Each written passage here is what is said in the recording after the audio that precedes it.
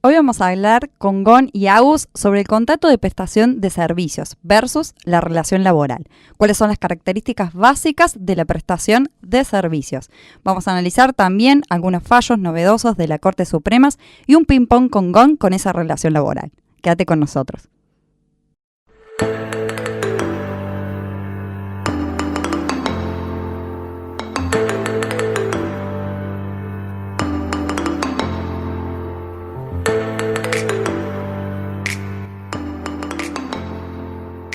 Hola, buenas tardes, soy Pau, estamos acá con Gon.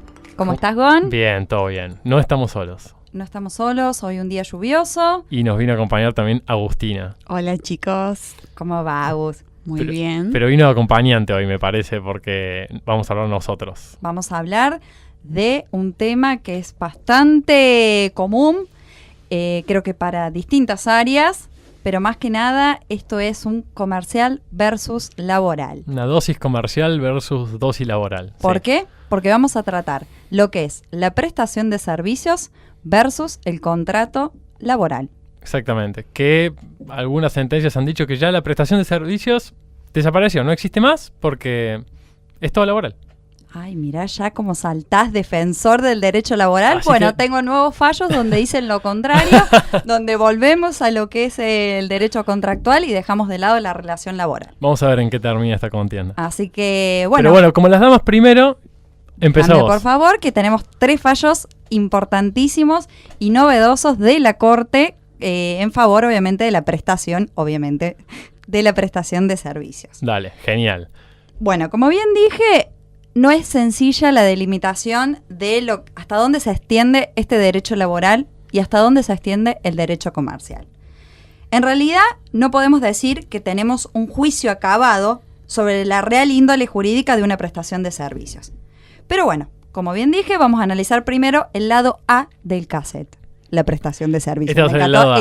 El bueno, primero. Va a quedar así. Ahora, todo lo que digamos acá y lo que vayamos diciendo y contestando y comentando va a estar en las redes sociales, que ya las conocen, es Dosis Derecho en todas, y también en nuestra página web, que también la conocen, y si no la conocen, lo buscan en Google y la van a encontrar. Que ahí van a estar los fallos, siempre el breve resumen de lo que hablamos, y por qué no, hoy traje un modelito de prestación de servicios muy útil para aquellos que necesitan asesorar y tener un buen contrato con todos estos aspectos que vamos a tratar. Siempre y cuando sea una prestación de servicio real y no un fraude a la ley laboral. Mira cómo se ataja, se sigue atajando. Pero bueno, esto es justamente un versus, ¿eh? Yo creo que hacia el final de este podcast mi rol puede ser votar exactamente el lado A o el lado B del cassette. La mediadora en este caso. Muy bien, me encantó.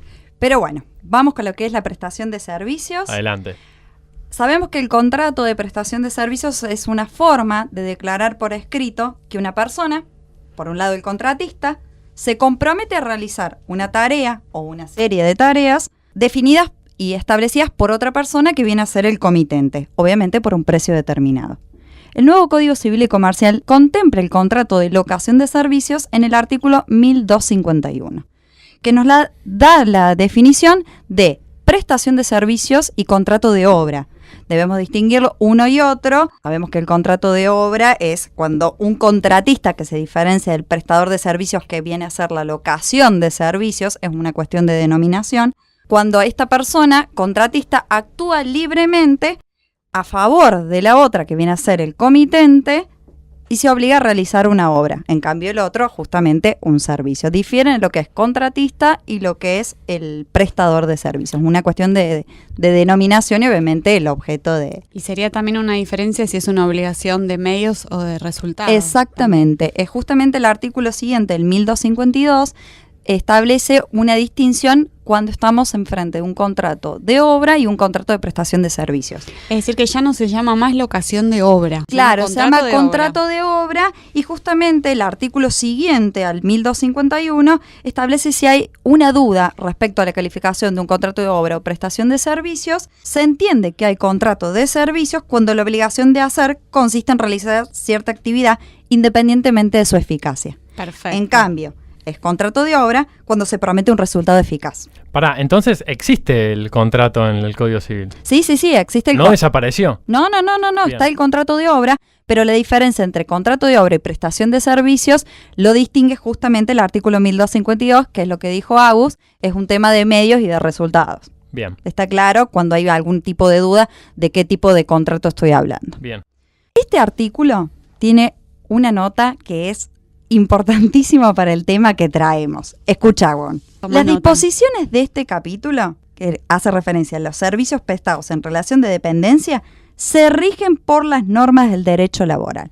Es decir, cuando estamos hablando de relación de dependencia, saquemos de lado lo que es la normativa del Código Civil y Comercial y se rige por la Ley de Contrato de Trabajo. Claro, está bien. Nos da una nota importantísima de qué normativa debemos aplicar si estamos frente a una prestación de servicios o una relación de dependencia. Una relación dependiente, claro. Habla que obviamente la cuestión va a ser cuando estamos frente a una relación de dependencia. Eso vamos a tratar de aclarar en el lado B. Exactamente. A continuación, el Código Civil y Comercial establece a partir del 1253 notas tipificantes de lo que es el contrato en sí de prestación de servicios. Una diferencia con lo que es una relación laboral es este artículo 1253 que establece la libertad en ejecución del contrato. ¿Por qué? Porque dice que a falta de ajustes sobre el modo de hacer la obra, el contratista o prestador de servicios, es decir, acá debería agregar, no quiero, además de hacer la obra, hace referencia al objeto de contrato, no solo la obra en sí, elige libremente los medios de ejecución del contrato. Acá hay una nota característica de lo que es la prestación, que es libertad. Bueno, eso es propio del derecho civil y comercial, justamente. Exactamente, la paridad de partes. Paridad de partes, la libertad contractual, y acá justamente se establece la libertad en la ejecución de los medios para el cumplimiento del contrato. El artículo siguiente, en 1254, establece la cooperación de terceros. Es decir, que el contratista o prestador de servicios puede valerse de terceros para ejecutar el servicio.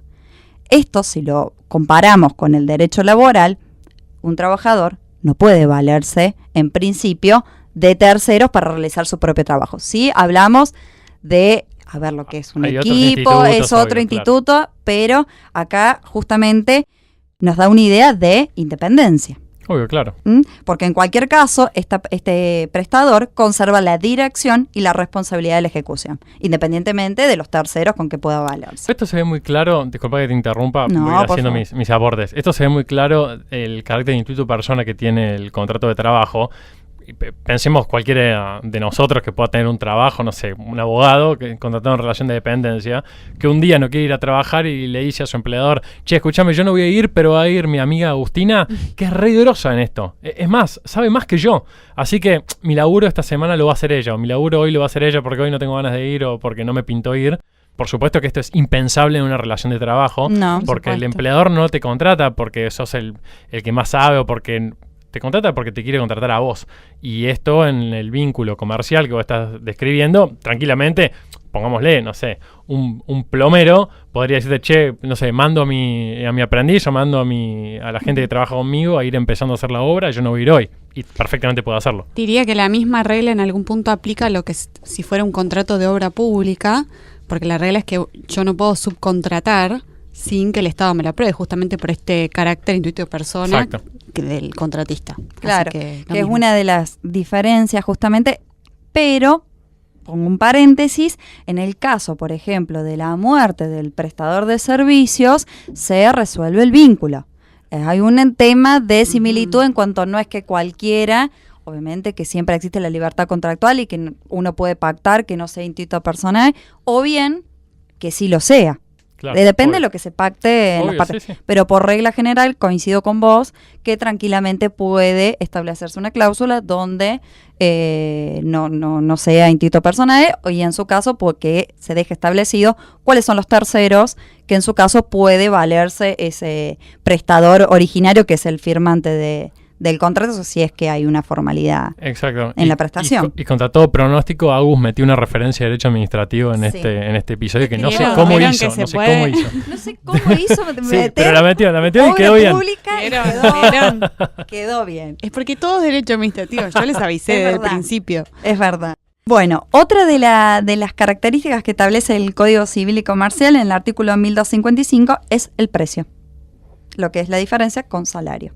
acá vemos que el precio se determina por el contrato, la ley, los usos o en su defecto por decisión judicial. ¿Se imaginan ustedes un trabajador que un juez le fije la remuneración? Claro, no, sería imposible. ¿No? No. Además, a ver, justamente el propio artículo 1255 dice que el juez puede fijar equitativamente la retribución. Retribución sinónimo de precio, ¿no? La diferencia con los convenios colectivos de trabajo. Ya está establecido, no hace falta un juez. Nosotros en lo laboral ya lo tenemos establecido. Bueno, si bien obviamente que se determina por contrato, subsidiariamente puede ser determinado por el juez. Impensable en lo que es el derecho laboral, así que es una de las características también para distinguir si hay una cuestión escrita respecto del precio, también como una característica diferenciadora de lo que es la relación laboral. Perdón, ¿Sí? Me meto. ¿Sabes dónde un juez podría determinarlo? En un caso de reclamo laboral por discriminación por pago de salario diferenciado de manera discriminatoria. Decir de repente, a mí me pagan menos que otras personas que hacen la misma tarea y el juez, digamos, subsistente la relación laboral, esto es medio un caso de laboratorio porque en general el vínculo laboral se rompe. Porque hay que ver, claro, exacto, porque ya estás un despido y hablas de indemnización. Pero bueno, supongamos que el trabajador no rompe el vínculo, solamente requiere que se iguale su salario, un juez podría determinarlo en función de el resto de los salarios que se pagan en la empresa o lo que paga el empleador. Claro, tal vez no sería más como un reclamo de diferencia salarial. Además del reclamo de diferencia salarial, la diferencia es por lo anterior. Digamos, de acá para adelante quiero que a mí me paguen lo mismo que al resto. Diría ese trabajador hipotético que estamos igual hablando. Remuneración por igual tarea. Perfecto. Y aún disuelto el vínculo laboral, si va a reclamar la indemnización y además estuvo en negro todo ese tiempo y le estuvieron pagando un sueldo que no estaba conforme con el convenio colectivo de trabajo que se aplique. Ahí el juez no podría... El juez ahí iba a decir que tiene que probar que estaba en negro. Bueno, digamos, sí, acabas de armar un sí. caso demasiado enredado, Sí. pero supongamos que sí, que llega, el juez va a determinar a este trabajador le correspondía cobrar Tal tanta plata. salario, claro. Pero, digamos, hice la disquisición no habiendo roto el vínculo, porque en este caso que menciona Pau, es un contrato que está en ejecución, solamente se lo lleva al juez para que determine el precio. Claro, puede ser tranquilamente esa situación donde primero, obviamente, si tenemos el contrato, los usos y Obvio. arbitrariamente el juez. El artículo 1256 establece las obligaciones expresas de lo que es el contratista y prestador. Digo contratista y prestador por esa diferencia de obra, reitero, Claro. y de prestación de servicio. Lo que es la primera, la ejecución del contrato conforme a las previsiones contractuales. Lo que es la información al comitente sobre los aspectos esenciales del cumplimiento del contrato. Este es un punto que es también una diferencia. El proveer los materiales adecuados que son necesarios para la ejecución de la obra o del servicio. ¿Un trabajador lo hace? No. ¿No? Más que bueno, en realidad son lo que es herramientas de Herramientas, trabajo. claro, sí. Pero generalmente son... Generalmente se las provee el empleador. Exactamente, esa es otra diferencia. Otra de las obligaciones que tiene el prestador es usar diligentemente los materiales provistos, que esto coincide con lo que es un trabajador, la ejecución de la obra o el servicio en el tiempo convenido. Y por otra parte, el artículo 1257 establece las obligaciones del comitente, que es pagar la retribución, que sería una similitud con el empleador, proporcionar al contratista o al prestador la colaboración necesaria. Acá habla de colaboración, es decir, es par, Claro, sí. porque no hay Partes un iguales. tipo de subordinación, y después recibir la obra si fuese ejecutada conforme a lo dispuesto por el artículo anterior. Como anteriormente dije, el Código Civil y Comercial contempla el caso de la muerte tanto del comitente, contratante, como el caso del prestador. En el caso del comitente, no extingue el contrato, salvo que haga imposible o inútil la ejecución, pero en el caso del contratista, sí. Eso es similar Obviamente, eso es excepto similar que al el contrato. comitente acepta que continúen los herederos. Claro, eso es similar al contrato de trabajo también. Exactamente. Es como que hay un ida y vuelta en algunos puntos en común y algunas cuestiones para diferenciar un contrato del otro. Obvio, si no, no estaríamos hablando de esto. Exactamente. El artículo 1261 establece el desistimiento unilateral. El contratante puede desistir del contrato por su sola voluntad, aunque la ejecución ya haya comenzado. Pero debe, obviamente, indemnizar al prestador todos los gastos y los trabajos realizados y la utilidad que hubiera podido obtener. Acá es un caso, bueno, yo lo asimilo a lo que es un despido. Sí, No lo asimilo, lo quiero decir. Yo decido disolver el vínculo de alguna cierta manera, en el caso de indemnización, o bien, en el caso del comitente, puede desistir, pero debe indemnizar acá. Claro, no sería exactamente lo mismo desde lo laboral. El paralelismo está bien hecho, pero no es lo mismo porque lo laboral, primero, las indemnizaciones están establecidas en la ley, son tarifadas, y en el caso de un vínculo comercial y contractual, hay que verlo pactado. Hay que ver lo que se pactó y además se pueden reclamar los daños y perjuicios generados de eso, que van por encima incluso por ahí hasta de lo pactado si le causó un daño más. En lo laboral eso está muy acotado. De hecho, creo que hicimos un episodio, no sé si fue el anterior o el anterior del anterior, en el que hablamos de esto, de cómo... Sí, fue en el episodio de discriminación, que hablamos cómo algunos juzgados laborales decían que no era viable un reclamo de daños y perjuicios por una discriminación, o sea, los daños que le había causado al trabajador discriminado o a la trabajadora discriminada, porque en las indemnizaciones laborales estaba comprendido toda la posibilidad de reclamar que tiene el trabajador por la disolución del vínculo. Pero sí, obviamente hay un paralelismo ahí.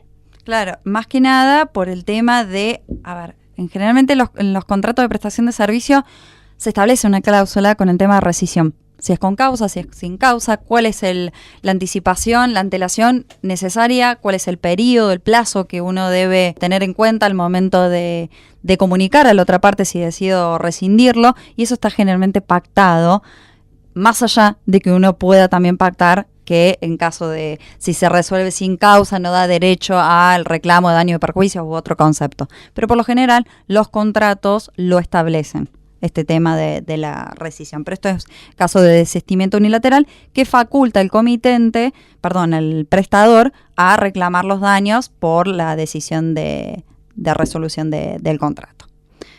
Como bien dije, esto es un panorama general de lo que es el contrato de prestación de servicios con la normativa del Código Civil y Comercial. A partir del artículo 1251 está contemplado, muy, muy claro, no hay, creo que, duda en cuanto al contrato en sí, porque es de fácil lectura. Ahora bien, lo que es la relación laboral, hay algunas cuestiones que ya estuve mencionando de diferencia, como puede ser lo que es la subordinación, la dependencia técnica, jurídica y económica, que seguramente lo trataremos del lado B del cassette. Y no me spoilees. No quise desarrollarme, me quedé ahí. Déjalo ahí. Dejó los titulares, está bien. Si todos los comercialistas y civilistas en este momento están con alguna duda, esperen un poquito. Del lado comercial, generalmente lo primero que tenemos que hacer es, para distinguir el contrato de prestación de servicios con una relación laboral, es ver si la actividad que está contemplada en el contrato de prestación de servicios hace el objeto y la actividad esencial del comitente. Es muy difícil diferenciar de un trabajador del comitente si realiza la misma actividad y más si es la que hace el objeto social, por ejemplo, en el caso de una empresa. Si hace el mismo objeto, en realidad es una relación laboral encubierta. Pero si estoy hablando, por ejemplo, la contratación de la prestación de un servicio de electricidad, un albañil, como dijimos, y estamos hablando de una compañía de seguros, no hace al objeto, digamos, esencial de lo que es una compañía, que justamente es la venta de pólizas. En principio. En principio.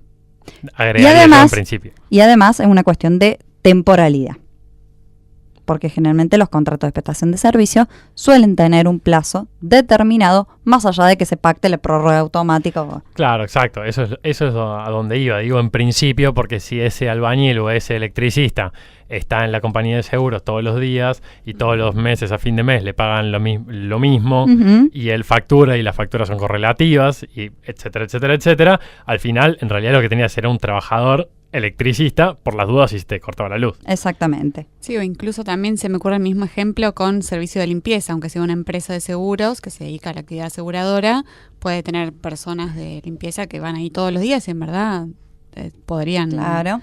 ¿No?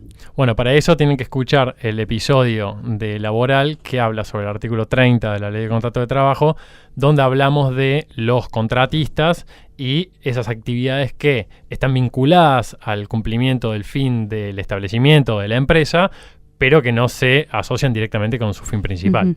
Tema solidaridad. Tema solidaridad, claro. Así que bueno, por un lado tenemos el contrato laboral, que el trabajador presta personalmente el servicio en beneficio del empleador.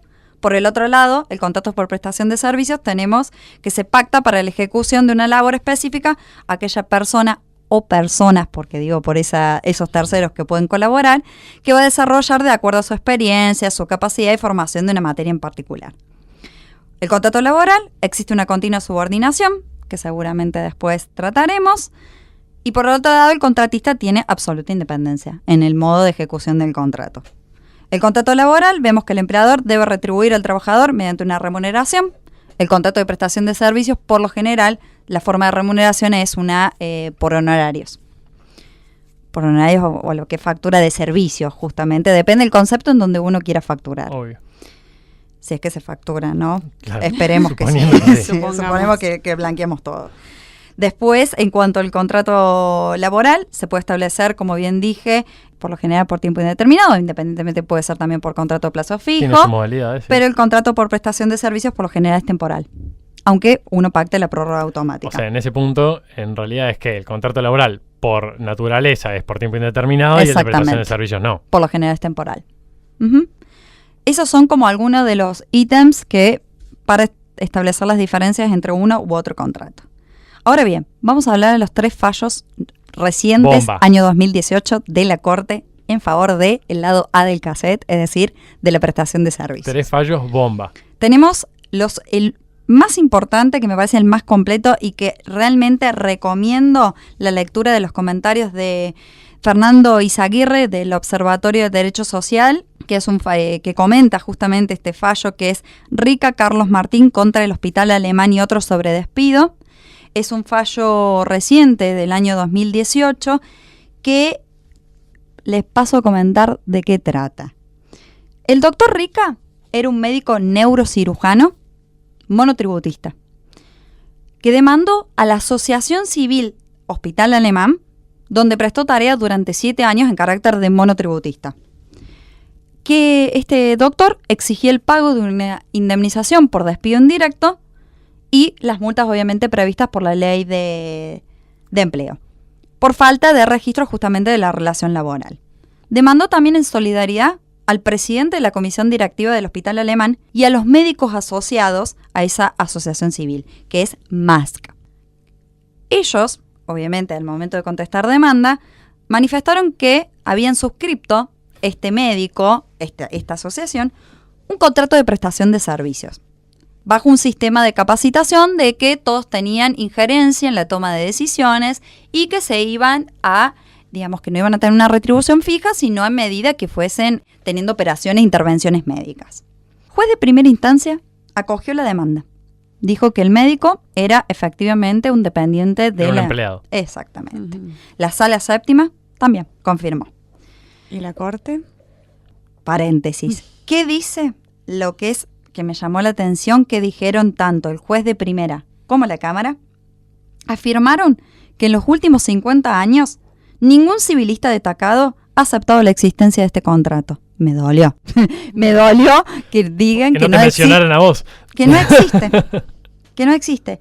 Y que el contrato de locación de servicio no existe más en ningún ámbito del derecho. ¡Wow! Es un montón. Es un montón. Es un montón. Y independientemente del resultado que dio la Corte, que ahora Pablo va a contar, o sea, acá advertimos claramente un sesgo muy fuerte que hace que al final esta desigualdad que existe y que la ley y la interpretación jurisprudencial viene a equiparar, se desequilibre en muchos casos, como puede ser este, por ejemplo, y es importante destacarlo también. Claro, porque realmente eliminaron la existencia, en comentarios, ¿no?, de la existencia del contrato de locación de servicios.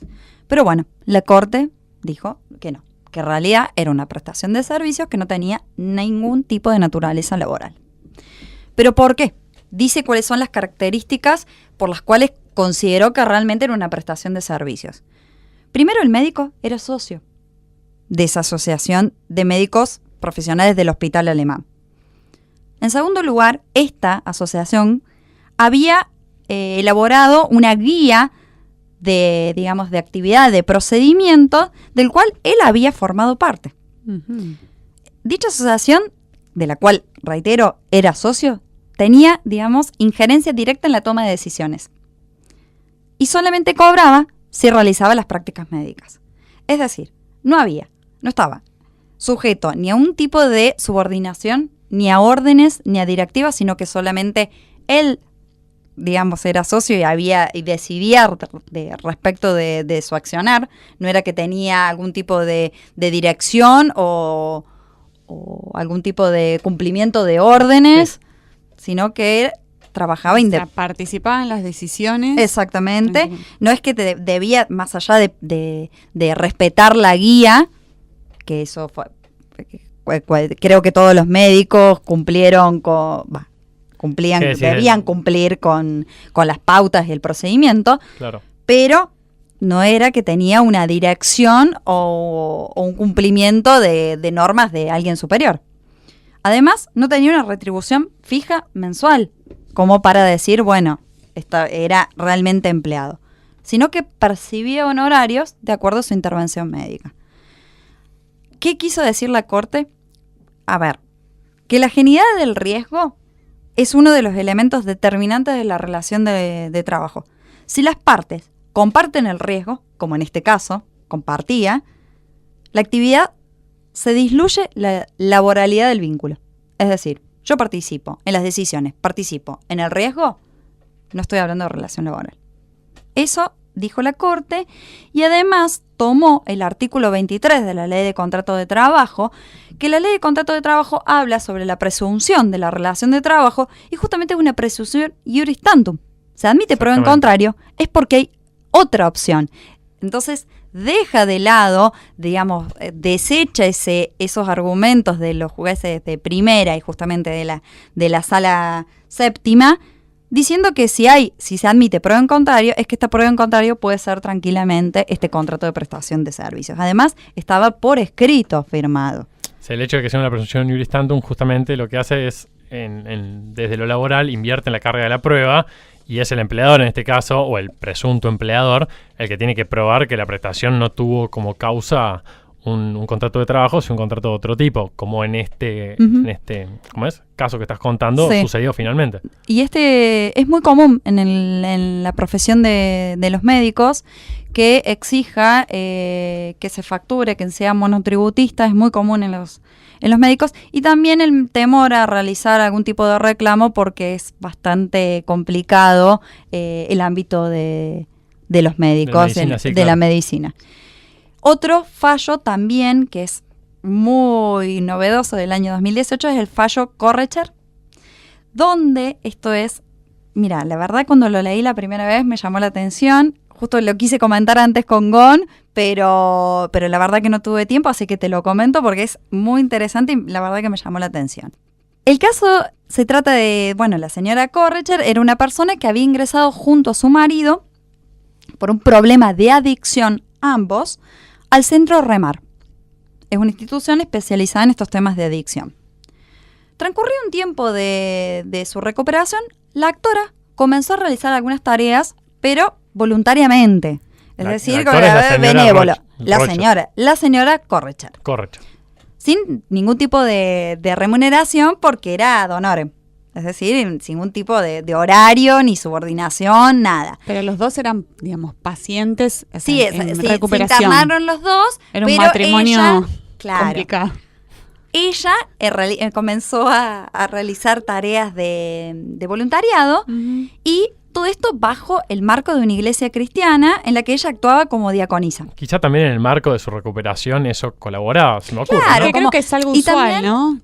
Yo creo que tal vez por una especie de agradecimiento, la verdad que eso, bueno. Sí, también para insertarse o reinsertarse debe servir. Bueno, 12 años desde su ingreso, reclama a Remar por relación laboral, aduciendo que ella tenía una relación laboral que no estaba debidamente registrada, reclamó el pago de indemnizaciones y obviamente las multas de ley por 12 años. ¿No se habrán aprovechado los de Remar un poco?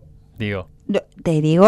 No sé, 12 años reinsertándose me parece. No sé, pero lo más importante es que la Corte dijo que no era una relación laboral, sino un contrato de prestación de servicios que en realidad no estaba bajo la figura de formal, digamos, de contrato, porque no había nada suscripto, pero sí era una prestación de servicios. No veo por qué estás tan feliz de que la Corte no le reconozca sus derechos a un trabajador. Usa los mismos argumentos. No. Quiero decir que utiliza audiencia te está escuchando, los mismos argumentos que Rica, y es un mensaje también de la Corte. Es un mensaje implícito para que volvamos a para los rever. jueces, en realidad. Es un mensaje Mucho para los obviamente jueces. implícito para que volvamos a resurgir y utilizar el contrato de prestación de servicios. Y no solamente lo que es cualquier prestación de servicios es una relación laboral. Ujú. Se deja de lado esa idea y aparte hay varios fallos y son los actuales que justamente la Corte dice que no. Ha marcado ese sentido, sí, es verdad. Sí, sí. Así que, bueno, este es el fallo Correcher, el anterior era el RICA y el último es, si bien es anterior, que es del año 2015, el fallo Cairone-Mirta, es muy similar a los anteriores y tanto el fallo Correcher como el RICA toman argumentos, pero el caso de un médico anestesiólogo. Así que volvemos al área de la medicina. No los voy a cansar con los argumentos porque son muy similares, pero realmente la recomiendo, como bien dije, los comentarios de Fernando Izaguirre, que hacen una crítica, en realidad más que nada una visión de lo que son los fallos de la Corte respecto de esta nueva visión y nueva orientación de la Corte. Obvio, sí. También es verdad con esto que referís de los médicos, es que a medida que se comprueba mayor nivel de conocimiento científico, conocimiento técnico, se advierte que disminuye la intensidad de la subordinación técnica, digamos, este aspecto del vínculo laboral. Esto no hace que el contrato deje de ser un contrato de trabajo, ¿bien? Pero sí, en los médicos sucede mucho, en los arquitectos sucede mucho, en los abogados sucede mucho esta cuestión. Ahora bien, tiene que haber algunas notas que son tipificantes de la relación de trabajo y que medio que las has dicho y me gustaría que las precisemos y las aclaremos para también saber cuándo, así como quedó clarísimo cuando estamos en el marco de un contrato de locación de servicio, cuándo estamos en el marco de un contrato de trabajo. Eso necesitamos aclarar, me El parece, lado ¿no? B. Porque yo ahora estoy con el lado A full. Bueno, vamos a verlo entonces. Lo cierto es que los reclamos laborales que son de este tipo, que traen a cuenta una relación de servicios o una locación de servicios controvertida, son los reclamos más abultados. Quizá quitando los reclamos por RT o reclamos por algún tipo de incapacidad física, son los más abultados. ¿Por qué? Porque además de estar en juego indemnizaciones laborales que son las comunes, o sea, como puede ser la indemnización de antigüedad o la sustitutiva de preaviso, la integración del mes de despido, se reclaman y por ende se pueden imponer sanciones que son mucho más graves. Por ejemplo, la de omisión de registración de la relación laboral. Vos me preguntabas algo recién de un trabajador que estaba en negro. Eso está Sí. en la ley 24013, en los artículos 8, 9 y 10, según cuál sea el caso, si la relación está completamente en negro o parcialmente, el famoso relación en gris, y el artículo 15 de esta ley. Bien, o si no se hicieron las intimaciones, si no se cumplió con lo que prescribe el artículo 11 de la ley 24013, la sanción, claro, de la 25323 del artículo 1. Bien, también tenemos la sanción de la 25323, artículo 2, o sea, que lo hayan obligado al empleado a generar un juicio para poder cobrar lo que le correspondía, y la falta de entrega de certificados de trabajo y de servicios que está en la ley 25345, en el artículo 45. Que recordemos que la imposición de la penalidad que tienen estas multas es bastante elevada. Es muy grande. Dependiendo obviamente la remuneración y la relación, creo que la penalidad es bastante... Es muy grave. En algunos casos llega a ser hasta el 50% de un reclamo muy, muy abultado, muy grande. Y ojo que esto no se termina acá. Digamos, hay dos cositas extras, que es la obligación de hacer los certificados cuando no hiciste los aportes, los certificados de trabajo, cuando no hiciste los aportes, es muy compleja. O sea, hacer las rectificativas de aportes que no hiciste hacia el pasado, más las multas que te cobra el ente recaudador, en este caso es la AFIP, y después poder sacar los certificados bien hechos, es prácticamente una tarea ciclópea. Y después, por otro lado, tenemos la posibilidad de ingresar en el REPSAL, que el REPSAL es el registro de empleadores que incumplen la normativa laboral y que por ahí a pequeños empleadores no les genera tanto problema, pero a pymes y a grandes empresas le puede hacer perder una cantidad de dinero millonaria y es muy peligroso. Uh-huh. Es realmente un iceberg que la parte más grande no se ve y puede generar mucho problema. Pero bueno, este tipo de reclamos, si bien son los más abultados, ¿sí?, es una discusión de a todo o nada. Bien, es una moneda que gira en el aire, porque la decisión final resuelve el tema de si el vínculo queda encuadrado en la normativa laboral, lo cual implica la obligación del pago de indemnizaciones comunes agravadas y la obligación del empleador de cancelar aportes y contribuciones y de entregar los certificados de trabajo, y si no, no. Sin nada en el medio, sin grises, como te gusta a vos, Pau. Sin gris. Yo soy o blanco o negro, pero esta vez tengo que reconocer que es una materia gris. Es verdad. No hay límites, no hay un juicio acabado, es gris. Y así como vos lo reconoces, también el legislador lo reconoció. Porque cuando se hizo la Ley Nacional de Empleo, o sea, la Ley 24013, que la acabamos de mencionar, ¿sí? Y cuando se determina si se configura o no una relación laboral, reconoce el legislador que es difícil. Bien, entonces, ¿esto dónde lo vemos? En el artículo 16 de esta norma, ¿sí? Que estableció que cuando, tengan mucha atención acá, cuando las características de la relación entre las partes pudieran haber generado en el empleador una duda razonable acerca de la aplicación de la ley de contrato de trabajo, el juez o tribunal podrá reducir la indemnización prevista en el artículo 8 de la ley de contrato de trabajo e incluso suprimir la prevista en el artículo 15. Con lo cual ya el legislador dijo, ojo acá porque puede haber un gris. Igualmente, quien va a establecer si existió o no una duda razonable será el juez. Claro, ¿no? sí, obvio. Y eso es porque el contrato de trabajo es un contrato de características difusas, no es un contrato de características que sean definitorias precisamente, sobre todo con el avance de la tecnología y de las distintas nuevas formas de trabajar que aparecen, ¿no? Home office. Entre otras. La relación de dependencia se manifiesta en diversos elementos, ¿sí? Que en su conjunto y valorados razonablemente, según la circunstancia de cada caso, tienen como consecuencia encuadrar el vínculo en uno de carácter dependiente laboral. Bien, claro.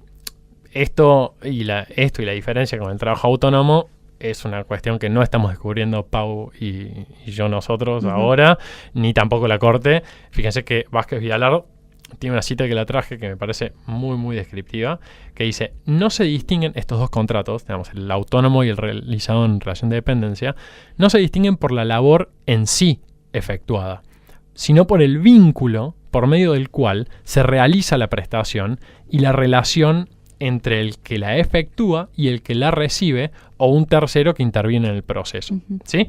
Y acá un ejemplo muy claro, como digamos, este tema lo involucra mucho, es el del médico. Ay, sí. Porque la tarea del médico no difiere si el médico está contratado en virtud de un contrato de trabajo o contratado en virtud de una locación de servicios. Y así podemos nombrar un montón de profesiones. El abogado, el arquitecto, el contador. Bien, pero pongámosle el ejemplo del médico. El médico le va al paciente a practicar los exámenes clínicos que le tenga que practicar, le va a indicar los estudios de laboratorio que le correspondan, y al final le va a hacer un diagnóstico y, qué sé yo, le va a dar la terapia que le corresponda si le corresponde una. Al final, el contrato es el mismo. La prestación, es el mismo, el contrato puede variar. Lo que varía entonces es la relación jurídica entre el médico y el paciente, o entre aquel y la persona física o la persona ideal que se hace cargo del pago de la atención, ¿no? Básicamente. Pero bueno, entonces, ¿cuáles son estos conceptos o estos elementos que caracterizan la dependencia? Estos que vos mencionabas quizás un poco más rápido antes.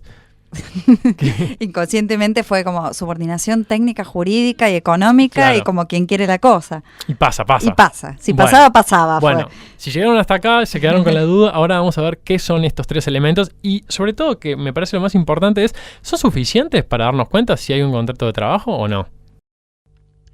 Los chicos se quedaron hablando de la parte laboral del episodio. Si te quedaste con las ganas de saber más, escuchá el capítulo de Dosis de Derecho Laboral que sale este mes.